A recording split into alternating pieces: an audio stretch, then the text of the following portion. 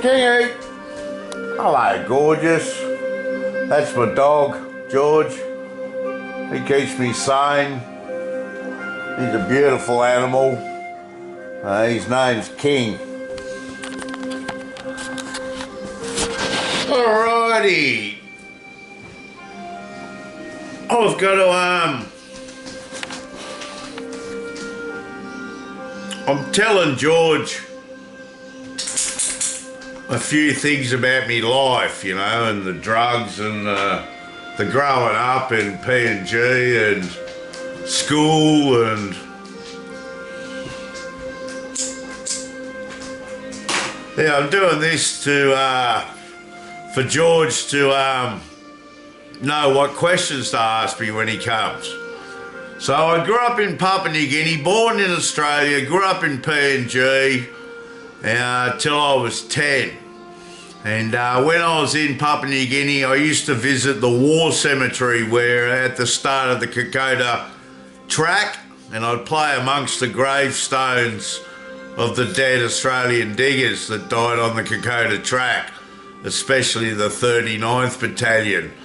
And it's the most beautifulest place you've ever been to, this graveyard.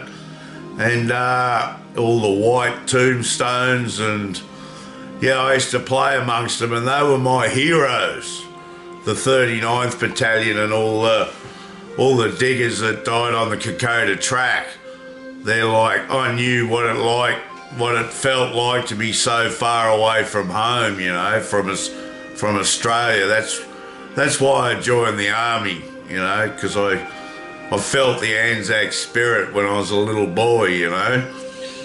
But I got to Australia in 4th grade in 1980, and I was walking around blowing out at all the body language of the Australians, you know, and how they'd watch TV, because I'd never seen a television.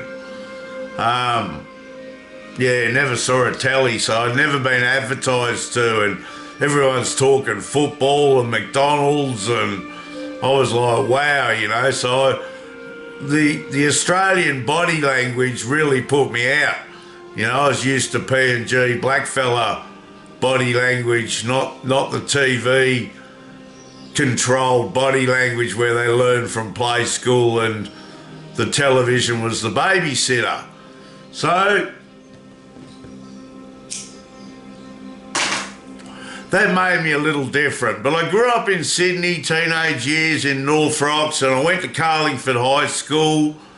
And in year 7, I got there. I went to a new high school. All my primary schoolmates went to another high school, Muirfield High School.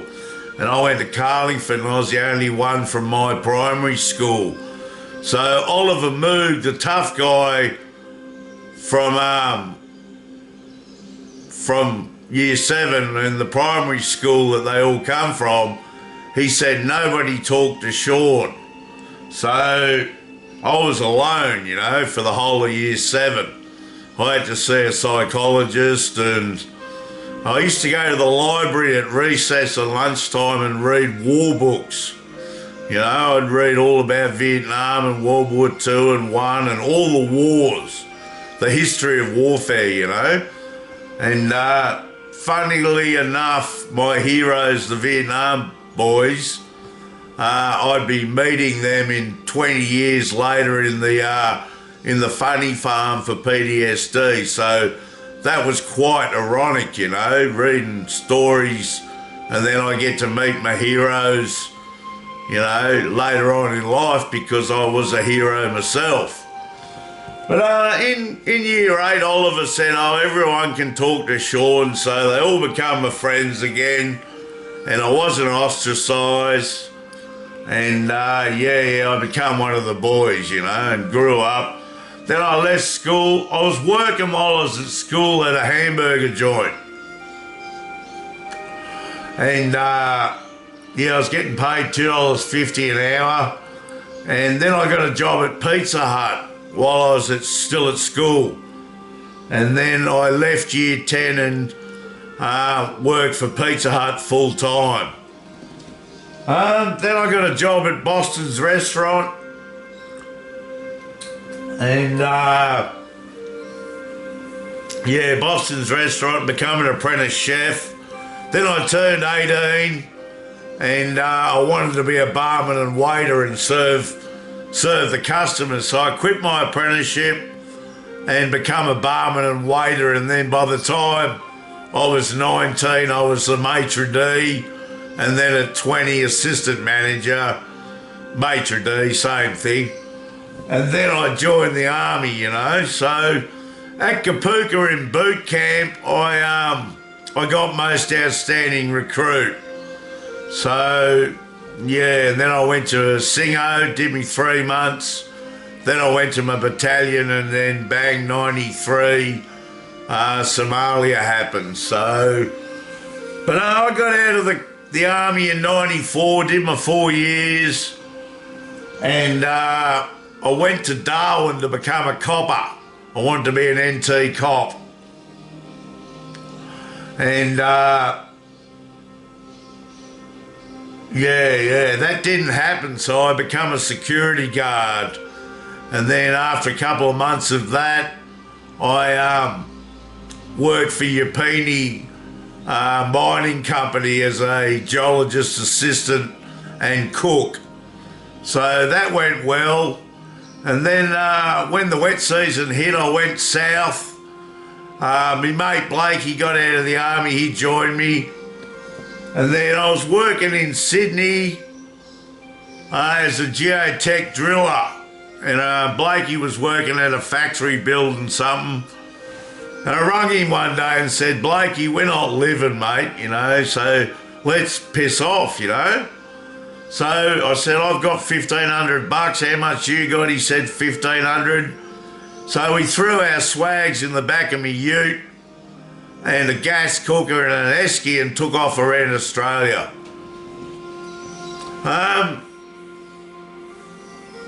Yeah, so that took about 2 years of going around Australia, and then I met my missus Sonia, and she had a little daughter called Latoya, and I settled down in Perth and worked various jobs. I was always job hopping. I think that's got to do with the PTSD, and I was drinking a lot. I wasn't smoking too much hooch, but I was smoking a bit of hooch.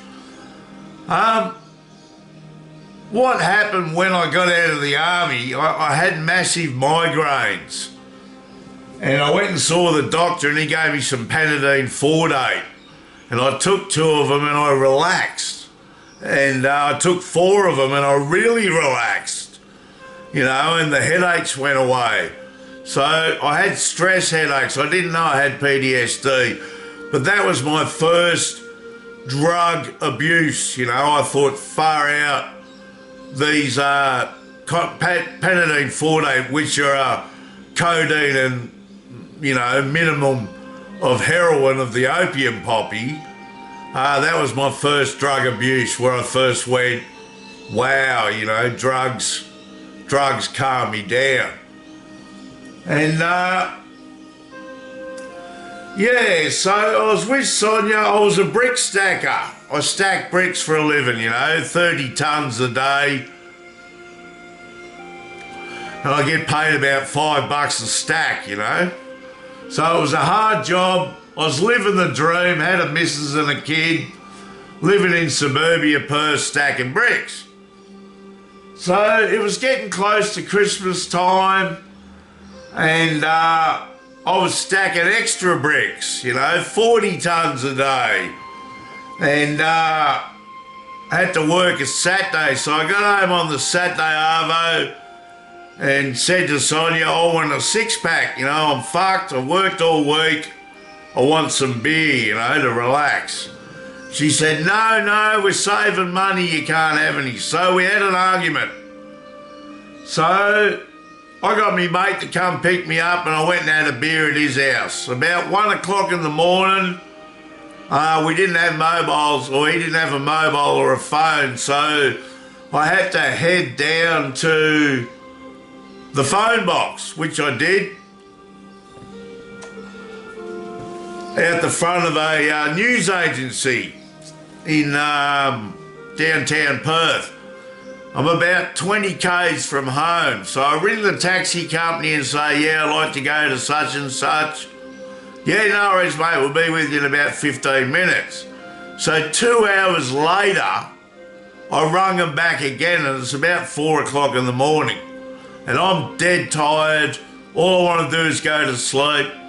So they said, yeah, mate, we'll be with you in 15 minutes. So an hour later, I finally rang my girlfriend, Sonia, my de facto. And I said, Son, I've tried for a taxi, can you come and get me? And she told me to fuck off. So, and hung up. So I got really angry, you know, like. So 6 o'clock, the news agency opened, and this guy goes in to get a paper. And I said, I'll give you 20 bucks to drive me home, mate. He's like, yeah, no worries. So he drives me home, and I ripped the screen door off the back of the door. I walk in, I rip the phone off the wall, and I walk into the bedroom where Sonia is, and I said, what do you think this is fucking for? So I hit her over the head with the telephone handle. So she started arguing with me. So I hit her over the head with the telephone handle again. So she's still arguing with me. So I go to hit her over the telephone handle over the head, and she puts her hands on her head like this, so I hit her on the hands. It's not hard. It's hard enough, but not belting her. And she's still arguing with me. By now, I was ready to explode, you know?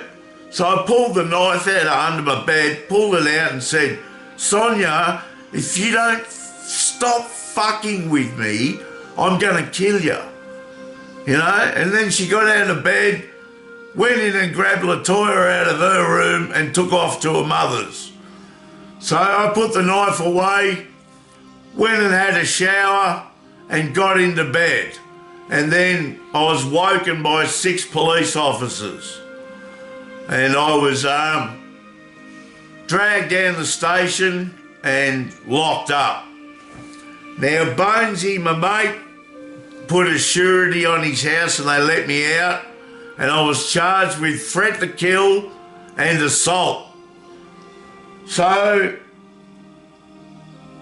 they threw me out of my house, you know, get some clothes, you're not allowed back, here's a restraining order. And I was like, fuck, you know, and I wasn't going to kill her, I just wanted her to stop fucking arguing with me, you know. I wasn't going to kill her. Never was going to drive a knife into her. I just needed her to stop arguing, because it had been a 4-year relationship of fucking arguments. This Sonia knew how to argue and get what she wanted and play the game, you know. It's like, I'm autistic, you know. I'm not a game player, but Sonia, you know, played the game, and I finally lost it. You know, we were walking time bombs. So I went to see the RSL club, and I walk in and I said to the guy, look, I've got assault charges on my missus and threat to kill when I'm trained to kill. What do I do? So he's picked up the phone and gone, I've got another one that's hit the wall. And I'm like, fuck me, Dad, what does that mean, you know? So my sister got involved, and she went to the Nuthouse Hollywood Clinic and said, look, my brother hasn't been the same since he got back from Somalia. Can you help him, please? Because he's looking at going to jail for 7 years. So they said to her, tell him to go away and do more exercise, right? And I was stacking 40, 30 tons a day of bricks. I couldn't do any more exercise. So with my sister's big words, they finally let me in. And yeah, they're like, you've got PTSD, Sean. And I'm like, what the fuck's PTSD? I've never even heard that. I was 6 years fresh out of Somalia, right? So I'm in the hospital 2 weeks, and I go to get in my car on a Saturday morning to go out, and one of the guys that has been sitting there the whole time as a patient gets in my car and he goes, "The government want to know if you're angry." And I said, "No, I'm not angry." And they go, "Good, that's all we want to know." And then he got out and left, and I never saw him in the hospital again. So he was like watching me, you know. So, yeah, this is when they decided to tell me I've got PTSD. I mean, why didn't they tell us you might have PTSD when we got back from Somalia, and I wouldn't have been a walking time bomb and exploded on my spouse, you know? So I went to court about a year later after doing thousands of hours of counselling and shit like that, and they gave me a good behaviour bond. Like, the court was all ex-Defence Force personnel. So the government was shitting themselves about a veteran exploding on their spouse, you know, without telling us that we might have PTSD when we got back from Somalia, or even saying, "Here's a phone number to ring if you're drinking too much and you're angry and stressed out with anxiety, and and life's not working out for you. Here's a phone number to ring," you know. They didn't do that. Even though Vietnam, Korea, World War II, World War I, Boer War, every other goddamn war has PTSD, they didn't warn us 900 Somalia vets, okay? They didn't want to pay pensions, basically. So they never warned us about PTSD. They just let us out into the community. I was in class one day and I stood up and said, "Well, if I've got fucking PTSD, what about my 900 mates?" And the psychologist goes, "Sean, let them work it out for themselves." And, you know, I was like, right, now I know where I stand, you know. It's like, it's a hush-hush thing. So they pensioned me off at 30 years old, you know, and like, I stopped drinking for a year because they were saying, "Oh, the alcohol's bad," and I started smoking a lot of dope. And I was in and out of hospital with PTSD in the Hollywood Clinic, and I was also having psychosis from smoking dope. So I was dealing with psychosis and PTSD, so it was a bit of a doozy. But I ended up leaving Sonia. Then I went to Bunbury and hooked up with Rebecca and her 2 kids. Spent a year with Beck in Bunbury and was doing all right. And then I just said to Beck, "I'm going to Tasmania." So I left her and went to Tasmania, you know, because I knew it was a safe place and I knew it had fresh water. And if a nuclear war happened, I could survive down there in the mountains. So I turned up down in Tassie at 31, not knowing a goddamn soul, and made my way there around the place and met people and, yeah, all these like-minded people who think the world's coming to an end, you know, and preppers. So I bought a property down there up near Cradle Mountain, and I got myself a girlfriend, Danielle, and I had a few friends, and I was starting to get suicidal. Like one day, Danielle, we woke up and she goes, "Let's put some flowers in the front of the yard of your new house." I said, no, we've got to bury more food in the ground, more baked beans. So it wasn't going to work, you know. I'm in survival mode, and Danielle's, you know, in living in the now and not thinking of World War III. So So fucking, she ended up screwing the cook at work, and I got really suicidal after that. I had a couple of attempts by gassing myself in the car. So we broke up. I sold up in Tasmania, left, went to WA, hung out with my sister for a while. Then went to Byron Bay when I was about 34, 33. Lived there in a tent for a year with the hippies. Then I ended up in Airlie Beach when I was 35, living up there in a camping ground for a year, living with the hippies and the alternative people. And then 38, I had a camper van, and I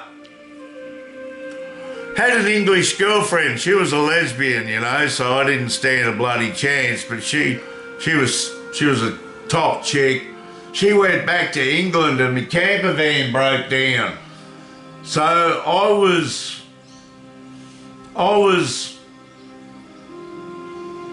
in me mate's garage with a mattress out of my camper van and all my clothes that I owned, feeling pretty fucked up, you know. So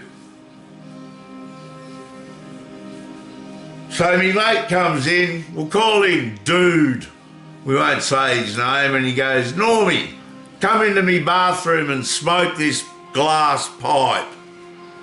So I go into the bathroom and I fucking light this glass pipe up and smoke it. And within 15 minutes I felt like Superman. You know, my anxiety had gone, my depression was gone, I felt 21 again, no stress. And within a week I had my own pipe and $100 a day habit.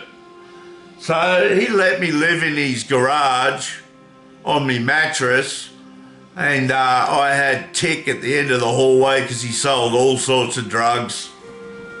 And yeah, I was basically sitting on a mattress in a garage smoking $100 worth of ice a day. So I did that for 2 years, you know. It was costing me $1,400 a fortnight, which left me a little bit of rent money, a couple of packs of smokes and some bread. I lived on bread for about 2 years. But yeah, there's a movie just within that drug house, you know, the 2 years of the prostitutes coming in for drugs and all the people coming, like a whole charade of people coming for their drugs, you know. And yeah, so that was pretty interesting. But within 2 years, I was a fucking unit. Like, I thought people could read me mind. I was in a movie. I had sores all over my body. My teeth were fucked. Lack of calcium. And yeah, I was insane from not sleeping well. And lack of protein and minerals and vitamins from eating bread, nothing else. So my mate Tim Kitt rescued me and took me down to my mother. So I went to rehab about 5 times, you know, and then I was doing all right for a couple of years. And then I took off and went back to the Gold Coast, got back on the drugs. And the cops got me in the end and they sent me home, and so I got off the ice. And then I moved into a share house in Sydney, and the guy living there was a dealer. So I got back on the ice.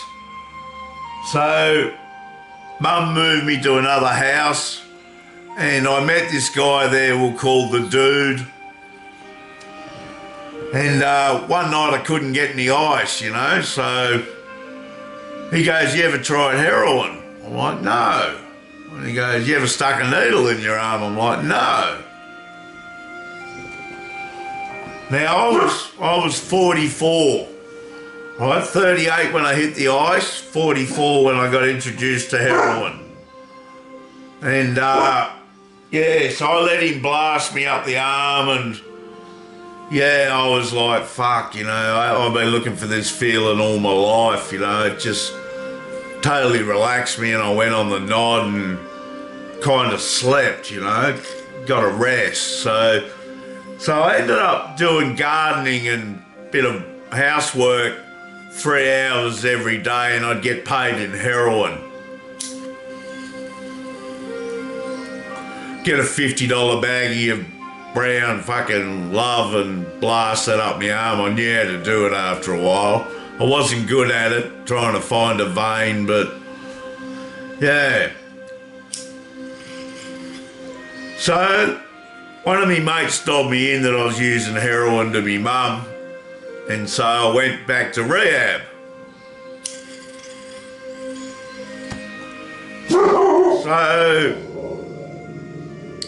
So the government put me on Suboxone, which is twice as addictive as heroin, and every morning I'd have to go to the chemist or this place and get my Suboxone hit. So I weaned myself off the Suboxone by dropping it every week, and now I've been clean off heroin, ice and Suboxone and painkillers and every, you know, all cocaine, all the heavy shit, the morphine. So I've been clean probably 5 years now. But I'll never smoke ice again unless I work for the government, you know. If they say, oh, we got work for you, I'll take ice.